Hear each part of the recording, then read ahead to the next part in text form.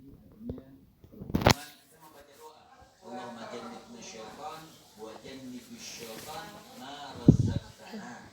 Artinya jauhkan aku dari syaitan dan jauhkan apa yang kau rezekikan kepada kami dengan campur tangan daripada syaitan. Dan ketika kita riwayat mengatakan ketika kita membaca doa itu, maka Allah tutup mata syaitan tidak melihat kita berhubungan.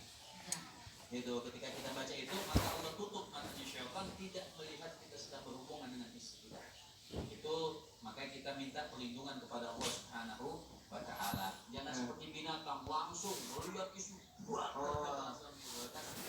Artinya ada sahabat menanyakan bagaimana itu, oh ya Rasulullah supaya tidak seperti hewan. Artinya ajak tadi sudah jelaskan dulu kita berbicara, pegang tangannya, jadi langsung jangan ya tadi pemanasan dulu baik-baik gitu ya. Ini harus jelaskan supaya tidak langsung seperti hewan, seperti kucing atau segala macam kita coba dia langsung aja apa ribut dulu baru. Ya. Nah, kita kan manusia ini kan betul sama orang ya. Manusia itu kan sempurna diciptakan oleh Allah Subhanahu wa taala. Kemudian itu, yang kedua, jangan seperti hewan melakukan hubungan istri maaf dari belakang. Jadi diharamkan oleh Allah Subhanahu wa taala dari kemaluan belakang, haram. Bahkan satu riwayat mengatakan terlaknat orang yang menghubungi atau menggauli istrinya dari kemaluan belakang. Ingat, hati-hati, itu diharamkan oleh Allah, bahkan dilaknat oleh Allah Subhanahu wa taala. Memang ada ayat Allah Subhanahu wa taala mengatakan nisa'ukum harthun lakum. Jadi artinya wanita ini adalah seperti cocok tanam buat kita, tempat kita menanam. Tapi dikata Sayyidina Ali bin Abi Thalib, walaupun jadi fatihatakum annasyitum, artinya datangilah cocok tanam sebagaimana kau inginkan. Jadi Al-Imam Ali bin Abi Thalib beliau mengatakan ada tafsiriannya. Bagaimana alladzi yustahabbu, boleh sebagaimana yang kau inginkan, tapi tidak keluar daripada yang disunnahkan oleh baginda Nabi besar Muhammad sallallahu alaihi wasallam wa barik alaihi wa ala. Sebagaimana boleh mau pakai baju tidak pakai baju, tapi tetap ada sunnah Nabi, adab-adab itu yang diutamakan. Jadi jangan mendekati atau mempergaul istri dari kemaluan belakangnya. Kemudian jangan juga mempergaul istri dalam keadaan haid. Ya. Apabila seorang perempuan dalam keadaan haid, haram, tidak boleh suami istri menggauli. Banyak riwayat. Tapi ini kita kasih tahu tata caranya. Artinya masih bisa atau tidak suami untuk mendekati istri, masih boleh.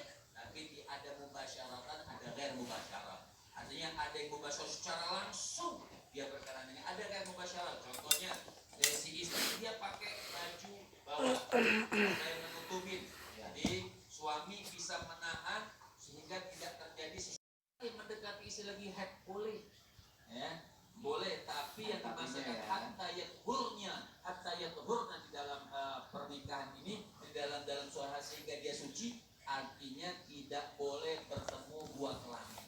Tidak boleh, haram hukumnya, haram. Tapi boleh nggak istri atau suami mendekati istri sama melakukan sesuatu yang selain, boleh melakukan sesuatu selain bertemu dua kelamin, itu saja. Nah, hatta yathurna juga boleh ditambahkan dalam ilmu fikihnya seperti ini.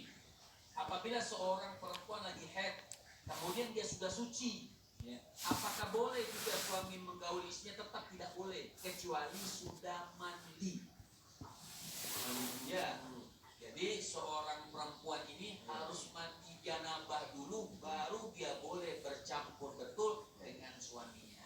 Ini harus digarisbawahi. Jangan kata saya sudah suci, tidak keluar darah haid lagi, kemudian boleh bercampur dengan suami istri, belum.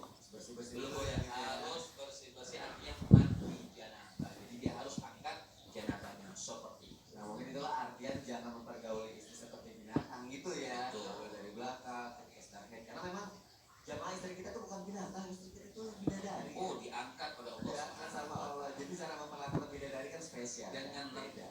Masya Allah, jazakallah Muhammad sehat. Terima kasih untuk penjelasannya, sangat bermanfaat sekali. Baik, sekarang ada artikel yang harus aku bacain juga. Insya Allah menjadi pelajaran lagi buat kita. Ini artikelnya adalah tidak dilayani berhubungan baik. suami ancam istri dengan pisau. Astagfirullahaladzim. Ini suami di Surabaya ancam istri dengan pisau karena ditolak berhubungan badan.